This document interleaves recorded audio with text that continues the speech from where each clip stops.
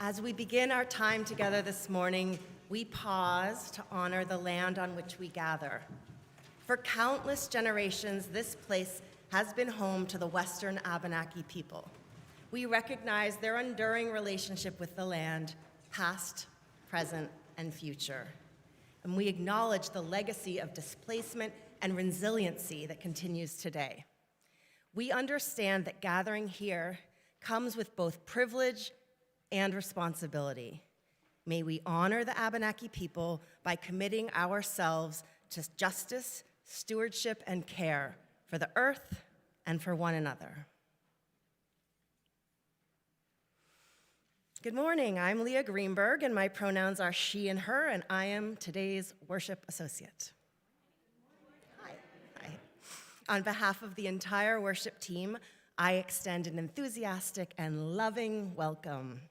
Welcome into this community that affirms the worth and dignity of every person and is deeply committed to challenging systems of oppression. Since 1864, the Unitarian Church of Montpelier has been a sanctuary for those seeking spiritual sustenance, and we are so glad you are here with us today, either here in person or on the live stream. This month, we turn our hearts to kinship, the truth that our lives are braided with one another, with the earth, and with the turning of time itself. In my, and perhaps some of your Jewish tradition, these days of awe are marked with Rosh Hashanah, a new year that asks us to look inward even as we gather outward in the embrace of family and chosen kin. Though the great days grow darker, we do not mark an ending, but the opening of another chapter, one we enter together. And in that spirit of kinship, it's always a pleasure to have newcomers and guests join us for worship. If you are a newcomer or a guest and are willing to do so, you are invited to stand or wave a hand. Hi.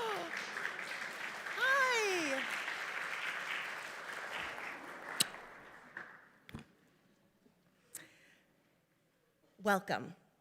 And if this is your first or second time joining, you are invited to fill out a welcome form so we can connect with you more fully, and those are available at the hospitality table during coffee hour after the service. Please know that we have hearing assist devices available at the table at the rear of the sanctuary, and you can also listen to and watch the service from downstairs in the fireplace room if you wish to leave at any time. And now we can all join in the welcoming by turning to our neighbors and sharing a few words of greeting.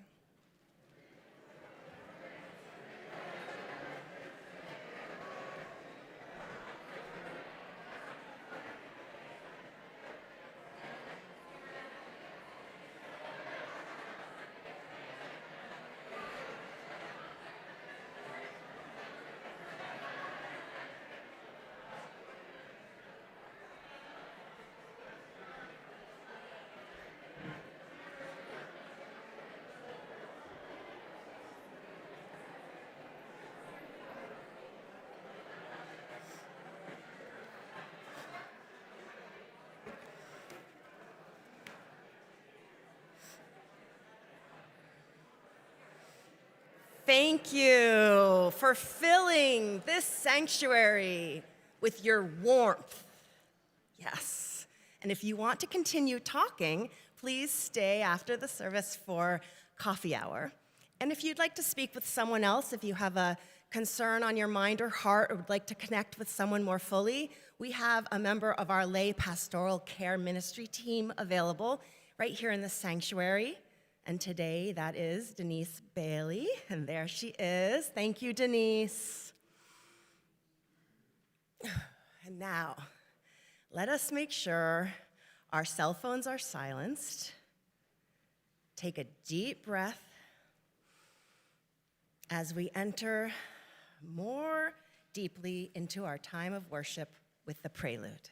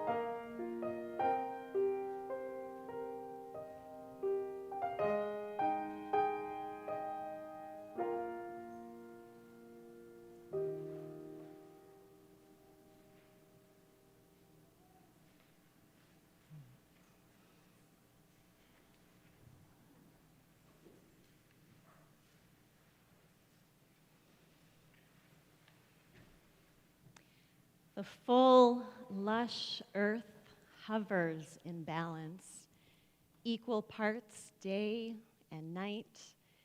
We seek balance for the going of our days, a pause in the pace that outpaces our breath.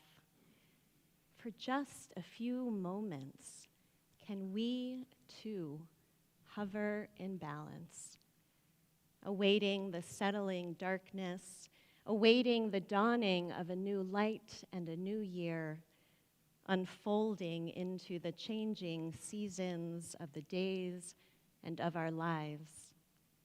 We gather together to hold with one another this precious balance. We gather together to be renewed and awakened for the sacred task at hand, this living and searching that we are lucky enough to share. And so let us worship together with hearts open and reaching, joined as one for this sacred hour. Come, let us worship together.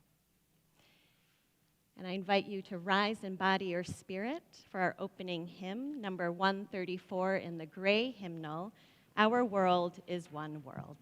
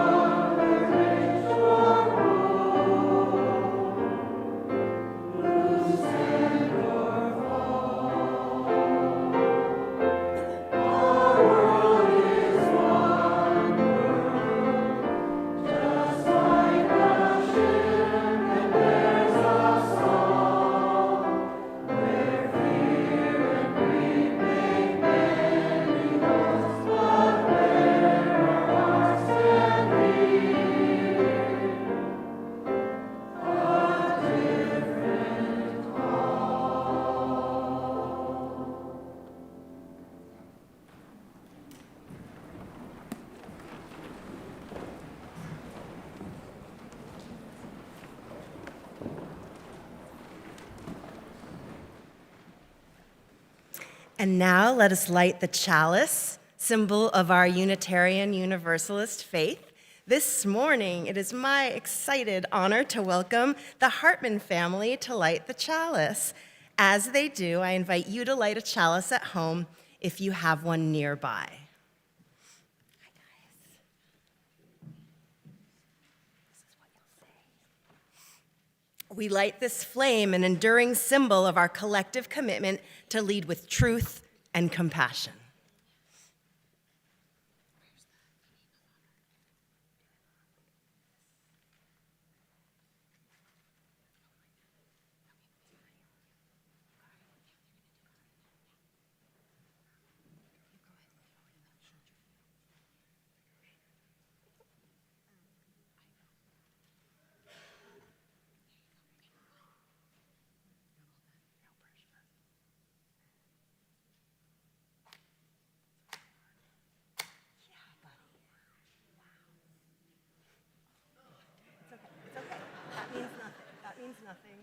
symbolism in that whatsoever.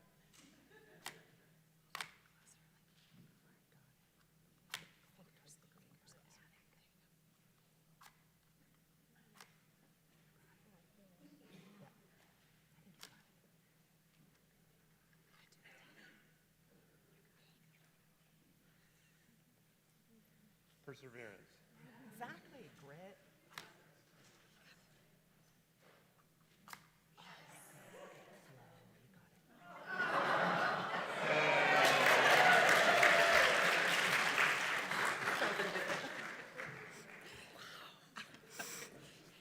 Okay, now let us join our voices in saying these words of affirmation adapted from L. Griswold Williams. Love is the doctrine of this church. The quest for truth is its sacrament, and service is its prayer. To dwell together in peace, to seek knowledge in freedom, to serve human need, to the end that all souls shall grow into harmony with the divine. Thus do we covenant.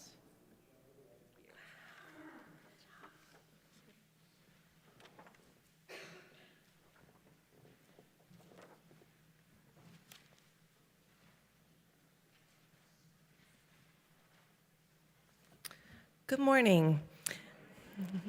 My name is Caitlin, and I serve as the Director of Spiritual Exploration, and my pronouns are she, her. On behalf of everyone at UCM, I want to warmly welcome all our families today. We are absolutely delighted that you are here with us and to be sharing in your spiritual exploration journey. Today is an exciting day. We're kicking off our programs for children and youth this year. Many of us in the spiritual exploration spaces have been asking, how do we meet this moment for our children, our youth, and our families? Just as our church theme for the year calls us to do. A recent article in UU World by Elaine McArdle noted that figuring out how to staff and resource updated religious education programs so they are responsive to present-day realities faced by adults and children can be daunting. But here at UCM, with our amazing SE volunteers and families, we are exploring this question, and we are committed to doing just that. From our nursery, where little ones gain the felt experience of being nurtured by a loving community, to our children's chapel, where children explore our UU values through a choice of activity stations designed to honor their unique learning styles, to our middle school youth group, where youth take on self-directed service projects and build friendships rooted in shared values. There are wonderful and meaningful things happening within our church walls today as we place children and youth at their center of their own spiritual exploration. So now for a few logistics. When we sing everyone out, children in pre-K and pre-K through grade 4 will come to the front and exit through this door to head to the children's chapel. And we will follow the amazing animal tracks and flowers painted by Carolyn Shapiro and our UCM kids. If you have not seen them yet, I would encourage you to check them out yourself. I see hands raised. Somebody painted a flower back there. Middle schoolers, grades 5 through 8, you will exit at the back of the sanctuary and go to the bell tower room, where beanbags and twinkle lights await you. If this is your child's first time attending or they are not yet registered, please accompany them. You are welcome to stay or then return to the service. Classes will end between 11 and 11:15. Adults, please meet your pre-K through 4 children in the community service room, formerly known as the preschool room, downstairs. We will walk them down after the program ends. And please be sure to sign out your child before you go. Middle schoolers and their adults will reconnect at coffee hour. We are so happy to welcome all of you, both familiar friends and new ones, into our program today. We are so glad you are all here. Now, let's sing our children and youth out as they go.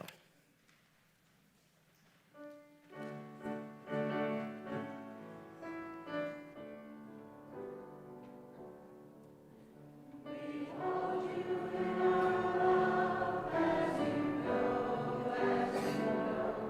go,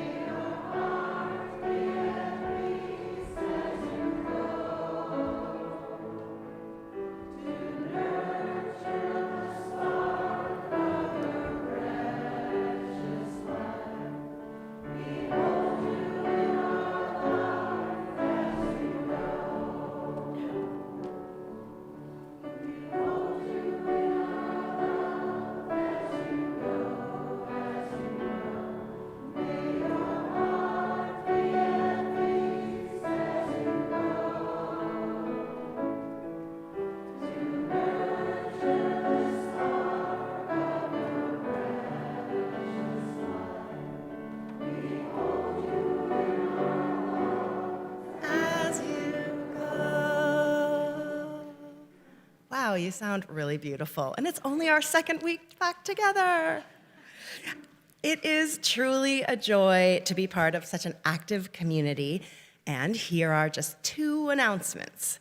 The Adult Spiritual Exploration Team encourages all of us to fill out the interest survey, which is now live online, and there's a link in your last e-news email. And paper copies are also available at the hospitality table today.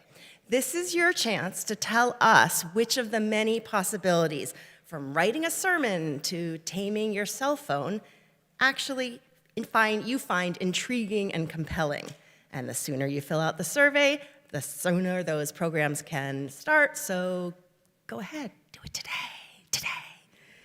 Also, the Climate Action Team is organizing a visit to Chittenden Solid Waste District's organic recycling facility in Williston, which incorporates leading national technology on Saturday, September 27th.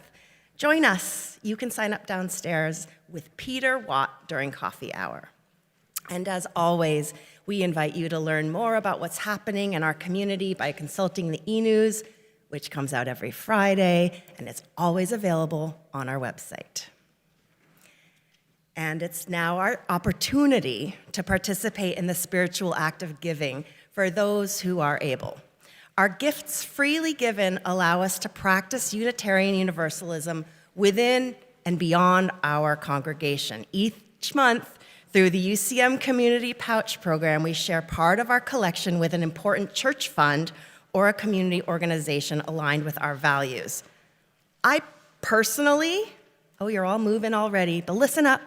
I personally appreciate the work that goes into vetting and allocating these donations so I can feel confident when practicing tzedakah or putting my money where my mouth is. So thanks to all of you who do that. And this month feels especially meaningful because we're collecting for the UCM's Care Fund, a fund designated to provide financial assistance to church and community members in times of need. We have supported individuals with emergency shelter, electric and heating bills, rental deposits, car repairs, insurance payments, and more.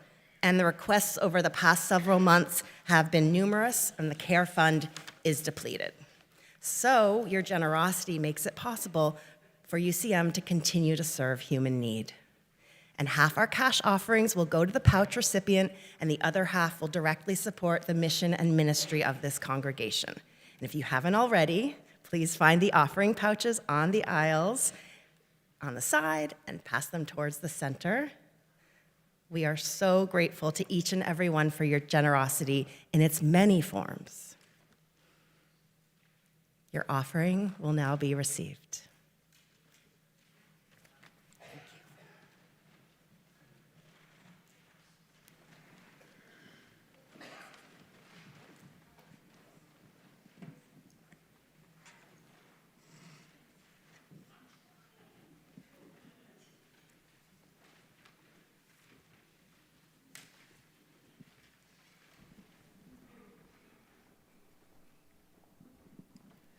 I'd like to introduce our choir offering this morning, the words of Chief Seattle, by acknowledging that Chief Seattle probably didn't actually speak most of these words. Chief Seattle of the Duwamish tribe of the Pacific Northwest, after whom the city of Seattle was named, gave a speech at a treaty gathering in 1854 defending his sacred ancestral lands. The speech was not recorded at the time, but 30 years later, a recreation of it was published, which included a number of factual impossibilities. For example, it talked about buffalo, but there were no buffalo around where he was. And so it was clearly not entirely accurate. It's since been adapted and edited by scores of others as a statement of Native American values. So we sing these words today with some humility. The words were supposedly taken from that speech, but we don't pretend to an accurate representation of his words. Still, we sing them honoring the struggles of indigenous peoples to preserve their way of life, inspired by the wisdom of those who lived and continue to live in harmony with the earth.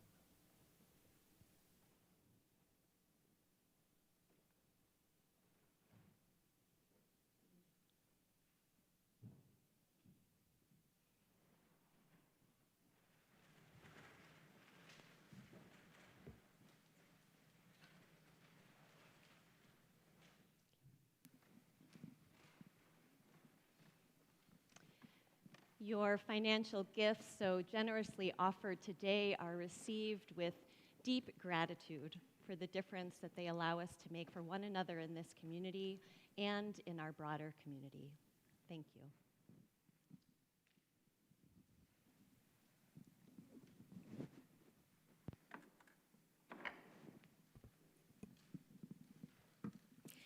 In our community of care and belonging, we hold one another with love in times of joy and in times of sorrow. And in that spirit, we share in a ritual of lighting candles of joy and concern twice a month. During this candle lighting time, you may wish to come forward and share a special joy or a milestone so that we can celebrate with you. You may also wish to share a personal concern or a loss or a challenge, so that we can send you our love, our support, and our prayers. In just a moment, I'll invite you to come forward. You can share your name and then briefly share in a sentence or two the joy or the concern that's on your heart before lighting a candle. And you may also come forward and light a candle in silence if you wish to do so. As a reminder, this service is being live streamed, so anything shared here in the room will also be shared with our live stream viewers this morning, and this portion of this service will later be removed from the video archive. If you are joining worship on the live stream, you are welcome to share joys and concerns in the chat.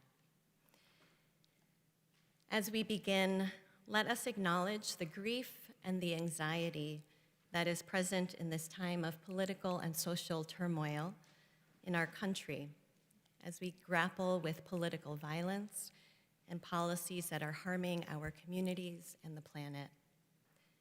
We light a candle of sadness and anger with prayers for peace and for courage. And now, anyone who is moved to light a candle for your personal joy or sorrow this morning, you're invited to come and form a line on the left-hand side of the sanctuary.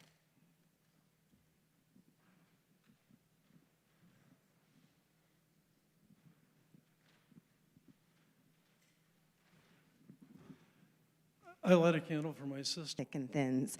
Welcome, Carrie and your family, to services today.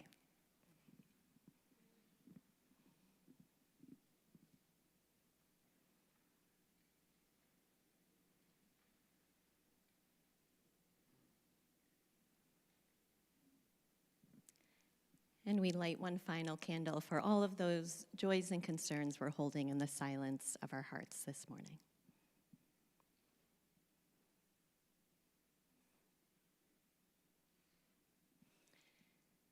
I invite us into a time of meditation and prayer. If you can, find your feet on the ground or some proximity of the ground if you're a little bit height challenged like myself, can't always reach.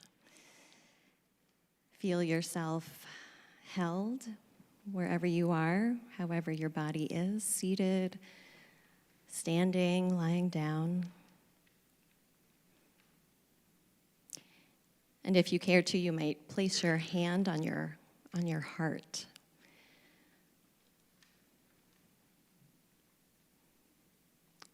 That pulsing, beating heart. Carrying through you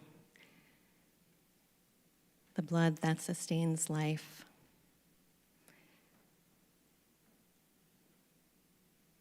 Moving through your body, the water that sustains life. Our lives are so full of many, many blessings and many, many sorrows. And these blessings and these sorrows, just like our lives and ourselves, are not separate, but are deeply, deeply connected.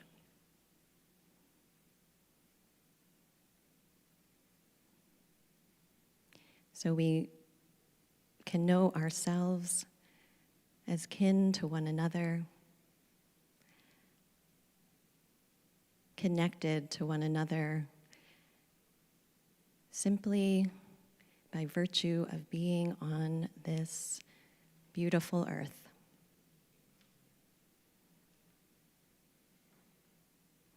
May this connection serve as the root and the source of compassion for ourselves and for all beings. And may that compassion continue to grow.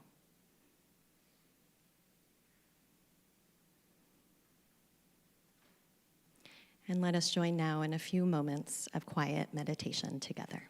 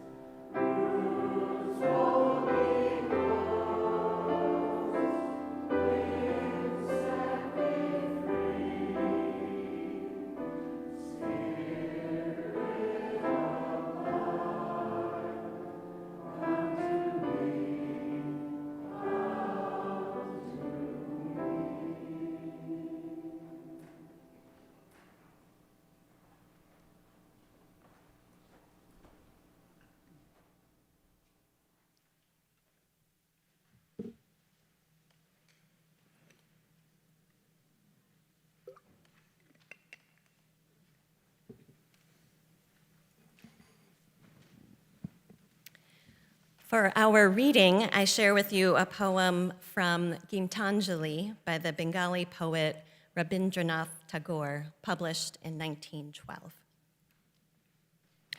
The same stream of life that runs through my veins night and day runs through the world and dances in rhythmic measures. It is the same life that shoots in joy through the dust of the earth in numberless blades of grass and breaks into tumultuous waves of leaves and flowers. It is the same life that is rocked in the ocean cradle of birth and death, in ebb and in flow. I feel my limbs are made glorious by the touch of this world of life, and my pride is from the life throb of ages, dancing in my blood this moment.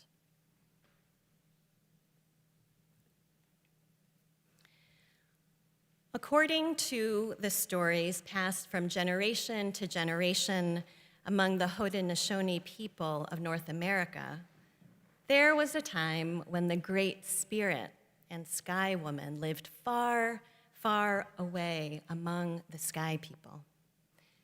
Earth as we know it did not yet exist. Far below the sky world, there was only the watery darkness and some creatures of the water.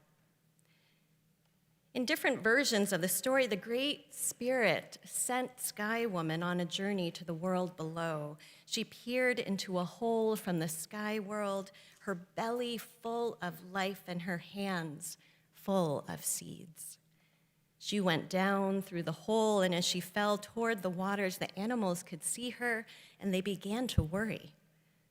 The loons flew up to guide a sky woman down. They called up a giant turtle, and upon the shell of the turtle, they piled up mud brought up from deep, deep down in the water. And here they laid Sky Woman. Her seeds brought plant life to the newly formed earth, and Sky Woman gave birth to twins. Their conflicting natures, one of life and goodness and one of death and destruction, led to strife. Yet life prevailed on Turtle Island.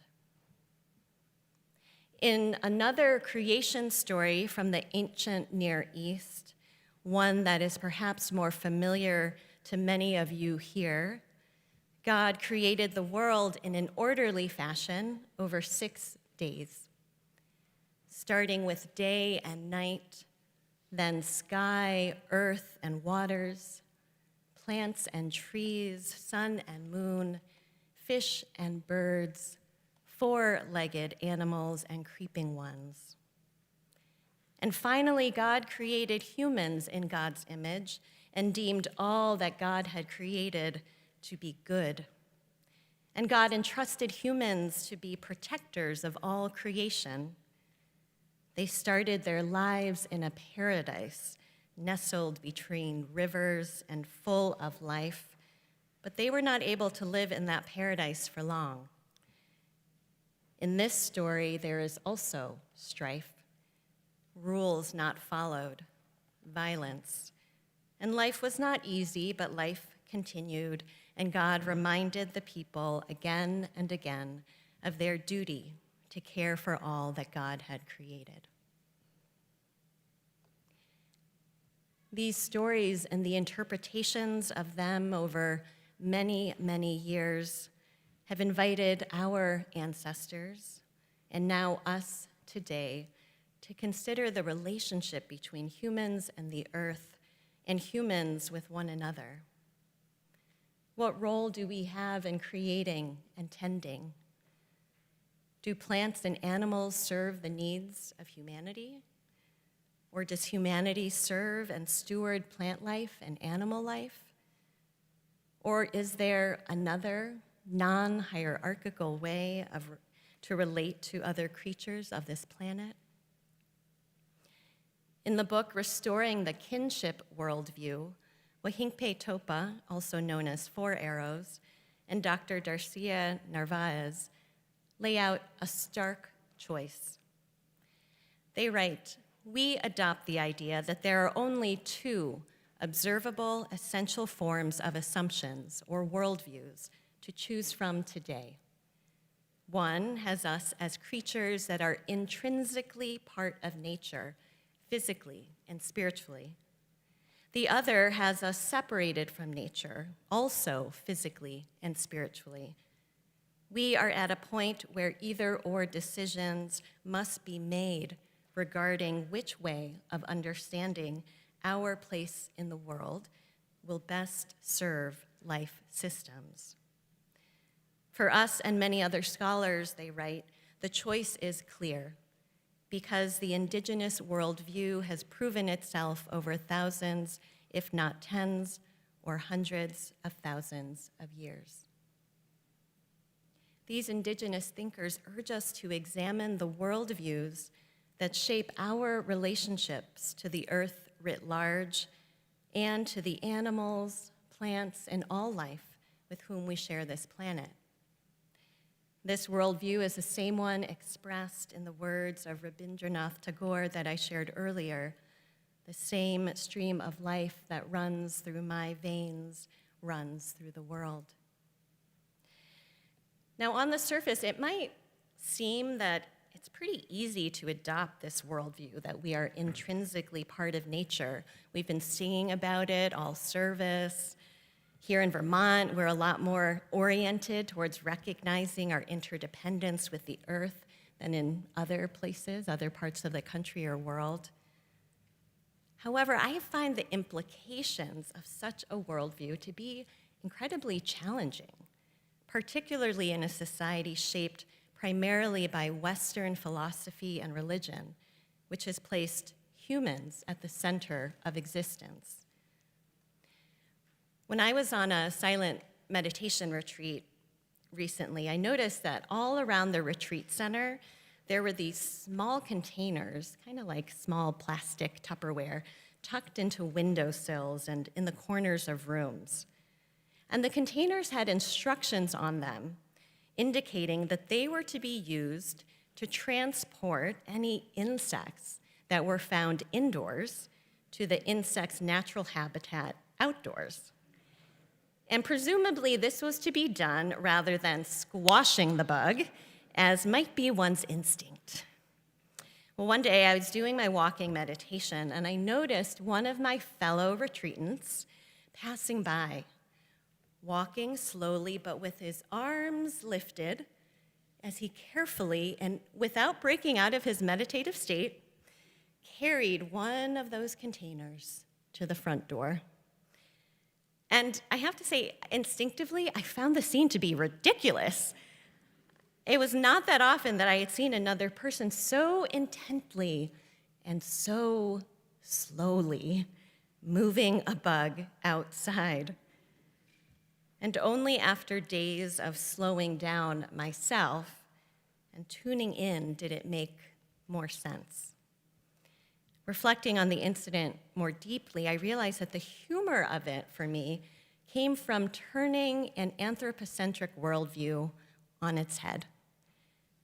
If we are intrinsically a part of nature, physically and spiritually, would we not offer care even to the smallest creature in our midst? Would we not take the time to notice the ant, the mosquito, the spider, and help it find its way back home? My fellow retreatants' actions jarred me out of my assumption that I, as a human, could determine which creatures live or die based on my need for comfort or convenience. Worldviews live within us at the deepest level. Often we're not aware of the worldviews that we hold. They're developed over a lifetime of absorbing the dominant narratives, social norms, and traditions around us. Some of you might be familiar with the iceberg of culture model. Is anyone familiar with this? By the anthropologist Edward Hall. At the tip of the iceberg, the part that you can see above the water, are those surface level aspects of culture that we see and experience: art, food, customs, traditions. And then below the surface, we get to that shallow culture. And these are unspoken expectations and norms, beliefs, such as etiquette, different forms of nonverbal communication. And then you keep going further down and get to that deep culture. This is the place of our implicit beliefs and worldviews. Beliefs about religious matters, concepts of time, attitudes towards authority. These aspects of deep culture are usually imperceptible and they are rarely challenged. Our worldview, either based on a presumption of human dominance over other living beings or one based on kinship with all life, shapes how we treat the smallest creatures like the spider who happens to cross our path in the meditation room, as well as how we treat the habitats and ecosystems all around us. Systems thinkers also use an iceberg model to better understand events as they appear to us in the world on the surface. And in this way of thinking, some event might happen that you observe, and a layer beneath that, you might notice different patterns and trends. Beneath that, the systems that create these patterns. And at the deepest level are the mental models that shape the systems that are in place. Now, if we embraced a worldview in which we are all kindred and equally worthy of dignity and respect, then we would see systems around us that ensure protection of all parts of our world: rivers, mountains, and forests, the spotted turtle, the little brown bat, the martin, and the rusty blackbird. Systems of protection might include granting legal status as a living entity to these kindred. And this has, in fact, taken place. One example is the Wanganui River in New Zealand, which was granted legal personhood in the year 2017 under the guardianship of the Wanganui tribe after hundreds of years of indigenous struggle. And across the world, there are other examples of nature being granted rights and recognized as living beings, from Ecuador to India to Spain, and even Toledo, Ohio, where for 1 year, Lake Erie was granted a Bill of Rights before that was challenged in court. As people in those communities change how they interact with the rivers and mountains and lakes and other ecosystems, the culture shifts and behaviors change over time. It is not easy, and there are setbacks at times, but change can happen. We can work to consciously uncover those aspects of deep culture and the mental models that will actually lead to the world that we want to live in and pass on to future generations. As we do so, we can then intentionally and purposefully nurture those values and worldviews in our homes, our schools, our workplaces, and right here in this spiritual community. We can hold fast to the belief that we are kindred with all life and greet the sun with gratitude and listen to the crow's call and plant flowers for the bees and harvest apples to keep and to share, and use only what we need of the precious water held in reserve, and rest in the leaves shed by the maple and the oak. The scientist and author Robin Wall Kimmerer writes, "Perhaps the Sky Woman's story endures because we too are always falling. Our lives, both personal and collective, share her trajectory. Whether we jump or are pushed, or the edge of the unknown world just crumbles at our feet, we fall, spinning into someplace new and unexpected. Despite our fears, the gifts of the world stand by to catch us. We are shaped by the stories that have been passed down to us, and we are creating stories of our kinship and our interdependence, rooted in our deepest beliefs and expressed through how we choose to live together right now in this moment. What world could we create if we believed that the gifts of the earth stand by to catch us? And if we believed that we are a part of the stream of life? And if we believed that paradise can exist if we protect it? Let us create that world together. So may it be."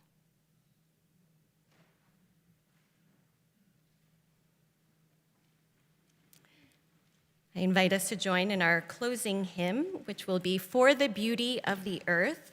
This is a slightly different arrangement from the one that's found in the hymnal, but the words will be projected up front, and you can follow Danya's cues to us. Please rise in body or spirit.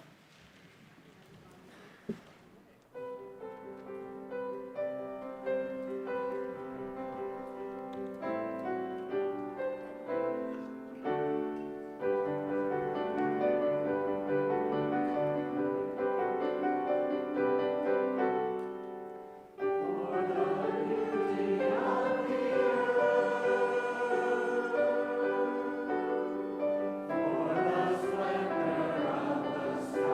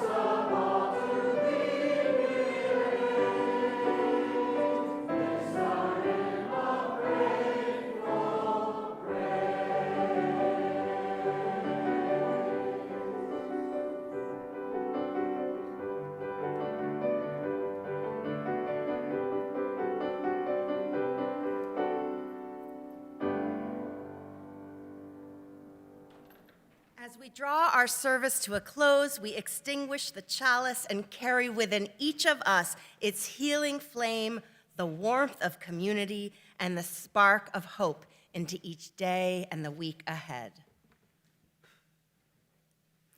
As we do, let us say our mission statement together. We welcome all as we build a loving community to nurture each person's spiritual journey, serve human need, and protect the earth, our home. May you know your kinship to all deep within your bones, and may that kinship guide you in love and in service to this beautiful world we share.